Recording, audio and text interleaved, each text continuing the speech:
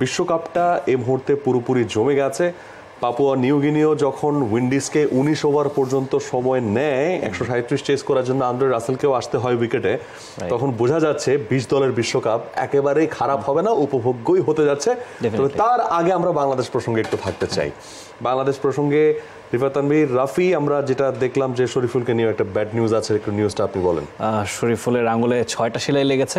ইন্ডিয়ার এগেনস্টে যে ম্যাচটা আসলে বাংলাদেশের পাওয়ার কিছুই ছিল না, 60 রানে হেরেছে, সেখানে আরও একটা মরার উপর খাড়ার ঘা শরীফুলের ইনজুরি। বাম হাতের তর্জনী এবং মধ্যমা, যেই দুটো আঙুল আসলে পেসারদের জন্য ভেরি ক্রুশাল, সেই দুটো আঙুলই তার ফেটে গিয়েছে, স্প্লিট ইনজুরি হয়েছে, 6টা সেলাই লেগেছে। ডক্টর যেটা বলেছেন, দেবাশিস চৌধুরী, তিনি বলেছেন যে আসলে আগামীকালকে কনফার্মেশন পাওয়া যাবে যে শ্রীলঙ্কার এগেনস্টে ফার্স্ট ম্যাচে তাকে মিলবে কি না আদৌ। আসলে এই বছর তাসকিনের ইনজুরিতে শরীফুলই কিন্তু আসলে হালটা ধরতেন বাংলাদেশের পেস অ্যাটাকের। ডেফিনেটলি লাস্টে জিম্বাবুয়ে সিরিজেও ভালো বোলিং করেছিলেন। অন অ্যান্ড অফ এই বছরটা তার একটু অফ যাচ্ছে আগের বছরের তুলনায়। গেল বছরে তিনি 14 অ্যাভারেজে বোলিং করেছিলেন, এবার একটুখানি অফ। তবুও শরীফুলের না থাকাটা তো নিশ্চয়ই ভোগাবে মাহফুজ। অ্যাবসলিউটলি, কারণ বিপিএলে তিনি দুর্দান্ত ছিলেন, মানে তারপরে হচ্ছে আপনার ফলোড বাই জিম্বাবুয়ে সিরিজ, সেখানে খেলেছেন তিনি, শ্রীলঙ্কা, সব কিছু মিলে শরীফুলের যে পারফরমেন্স, আমরা যদি এই বছরে তার যে পারফরমেন্সের কথা চিন্তা করি তাহলে সেটা আশা জায়গা নিয়ে আর শরীফুলের একটা ইমপ্রুভমেন্ট খুবই চোখে পড়ার মতো। সেটা হচ্ছে যে তিনি ব্যাটারদের জন্য যেভাবে বলটাকে শেপ ইন করেন, যেটা মুস্তাফিজ শেপ আউট করেন, তিনি শেপ ইন করেন। সো ওই জায়গাটাতে বাংলাদেশ দলের দুটো ভেরিয়েশন খুব পাকাপোক্তভাবে ছিল। মুস্তাফিজুর রহমান দলে আছেন, বাট শরীফুলের যদি না থাকেন, তাসকিনও না থাকেন, তাহলে পেস ডিপার্টমেন্টটাতে আসলে কি হলো? হয়তো রিজার্ভের দিকে আমাদের নজর দিতে হবে। না, রিজার্ভ তো পরে, ধরেন প্রথম ম্যাচে আপনি যদি এই দুজনের মধ্যে কাউকে না পান, তখন আপনার পেস ডিপার্টমেন্টে তাহলে কে খেলবে? সেক্ষেত্রে মুস্তাফিজ তো থাকছেন, মুস্তাফিজ খেলছেন, তানজিম সাকিবকে আমাদের ভরসা রাখতে হবে। তিনজন স্পিনার আপনি খেলাবেন।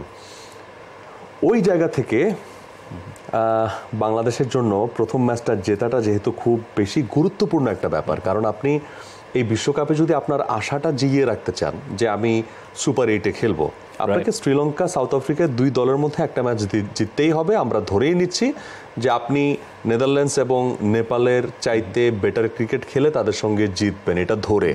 আর যদি হেরে যান তাহলে তো গেলেন।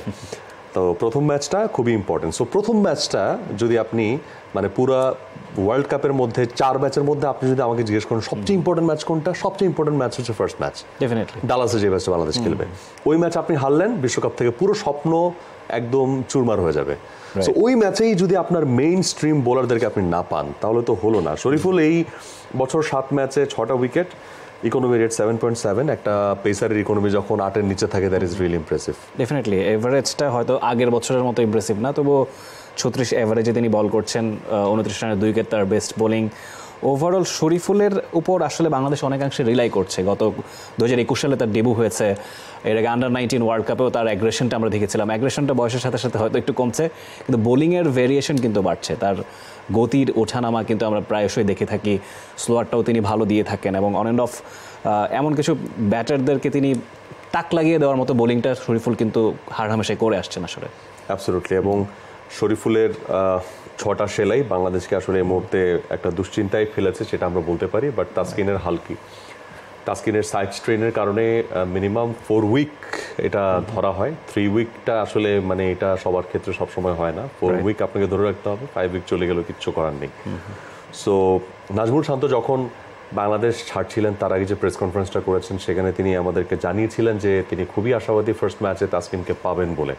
এটা যদি হয় তাহলে তো খুবই ভালো। অ্যাবসলিউটলি। তাসকিনের যে পারফরমেন্স লাস্ট 2 ইয়ার্সে, যে একটা বদল, ইনজুরি থেকে ফিরে এসে তাসকিন যেভাবে নিজের জাতটাকে চিনিয়েছেন সেটা আসলে ইমপ্রেসিভ। বাংলাদেশের ক্রিকেটে এরকম কামব্যাক খুব কমই আছে, হয়তো মাহমুদুল রিয়াদের কথা বলতে পারি, কিন্তু তিনি ইনজুর্ড কিন্তু ছিলেন না। ইনজুরি থেকে ফিরে আসার আমার মতে অ্যাট প্রেজেন্ট গোটা দুনিয়াতেই পেসারদের জন্য আসলে রোল মডেল হিসেবে তাসকিনকে আমরা দেখতে পারি।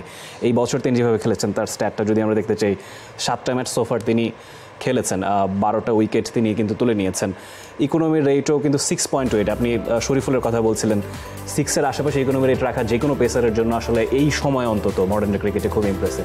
আমরা বাংলাদেশের পেস অ্যাটাক নিয়ে এখন একটা ভরসা পাই, সেই ভরসার পেছনে যে নামগুলো, তার মধ্যে তাসকিন, শরীফুল, তারা কিন্তু অন্যরকমভাবে একটা বাংলাদেশের মানুষের জন্য, দলের জন্য একটা আস্থার নাম হয়ে গেছেন। Right. এই দুটো নামই যদি মিসিং থাকে ফার্স্ট ম্যাচে, এটা একটা ব্যাকলগ হবে তাসকিন শরীফুল না থাকলে।